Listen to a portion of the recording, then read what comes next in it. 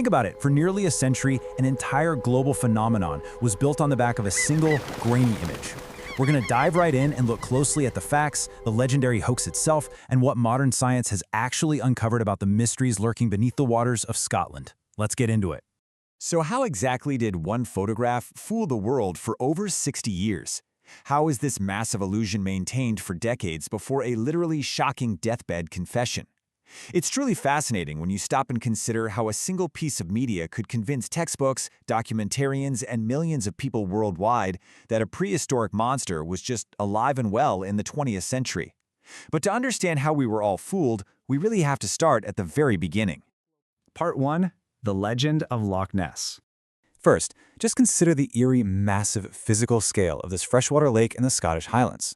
Loch Ness stretches roughly 23 miles long, and in some places it plunges to depths of over 700 feet. That is incredibly deep. When you look at these dark, deep waters, it's honestly so easy to understand how centuries of local folklore begin to whisper about something massive hiding just out of sight, right beneath the surface. Now, while stories of a water beast have been around for centuries, the modern legend truly ignited in 1933.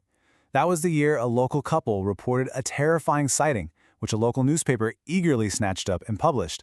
Suddenly, the idea spread like wildfire. The entire world was looking at this remote Scottish lake, waiting for visual proof. Which leads us perfectly into 1934. You see, the modern legend of Nessie was practically birthed by one very specific, highly evocative description. When the newspaper printed the words, "an enormous animal, rolling and plunging," well, it completely captured the public's imagination. This wasn't just a fish, right? It was a behemoth. This singular news report acted as the catalyst, completely transforming a quiet, localized myth into a massive international phenomenon almost overnight. Which brings us to part 2, the undeniable proof. Now, this specific image instantly became the defining visual of the Loch Ness Monster for the rest of the 20th century. Widely known as the surgeon's photograph, it was attributed to a British physician named Robert Kenneth Wilson. You know the one. You can see that unmistakable silhouette, a long, serpentine neck, and a small head rising triumphantly out of the rippling water. It was perfectly framed and, honestly, entirely convincing to the naked eye. It really wasn't just some fleeting news item. This photo was universally accepted as the closest thing to undeniable proof that a creature existed. For decades, it was reprinted literally everywhere. If you opened a book on unexplained mysteries or watched a documentary about cryptozoology, this exact image was right there, front and center. It completely cemented the idea of a plesiosaur-like creature somehow surviving the extinction of the dinosaurs. Moving on to Part 3, a deathbed hoax confession. Just look at the ridiculous contrast between what the public saw and the bizarre little prop actually used to fool them. On one side, you have this terrifying, majestic beast of the deep, and on the other, the stark, kind of funny reality of practical effects. The entire myth was really nothing more than a carefully orchestrated stage play out there on the water. So, here's what happened.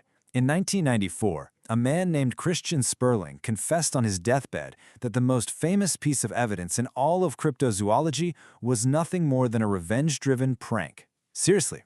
Sperling admitted the image was a deliberate hoax orchestrated by a man named Marmaduke Wetherell, who was a big-game hunter. You see, Wetherell had previously embarrassed himself by misidentifying animal tracks near the loch, and the newspapers mercilessly mocked him for it. So this entire, global, 60-year hoax was born simply out of Wetherell's desire to get back at the media that had humiliated him. Talk about holding a grudge. Faking a prehistoric monster was actually brilliantly simple. They didn't need Hollywood special effects or anything like that. They literally just took a small toy submarine, fitted it with a carefully sculpted monster-like head and neck, placed it in the water, and photographed it from a distance. That's it. By removing any other objects from the frame that could provide a sense of scale, this tiny little toy appeared to be a massive creature rising from the depths. It was totally brilliant in its simplicity. And that brings us to part 4, what modern science actually found. To finally close the case, scientists used a fascinating tool that basically acts like a giant genetic fingerprinting system for an entire lake. It's called environmental DNA, or eDNA, and it is an absolute game changer. Basically, every living thing sheds genetic material, like skin cells, scales, waste, into its environment. By simply sampling the water, scientists can map out an incredibly accurate catalog of exactly what species live in that ecosystem, all without ever having to catch a single animal. In 2019, geneticist Neil Gemmell led an international team to do exactly this. They collected water samples from multiple depths throughout the loch to see exactly what animals were leaving DNA behind. Guys, this was the most comprehensive scientific sweep of Loch Ness ever conducted. They took samples from the shallows all the way down to the deepest trenches, truly leaving no stone unturned in the search for any biological evidence of a massive, unknown creature. Well, the eDNA results came back, and they were definitive. They found absolutely zero evidence of a reptile.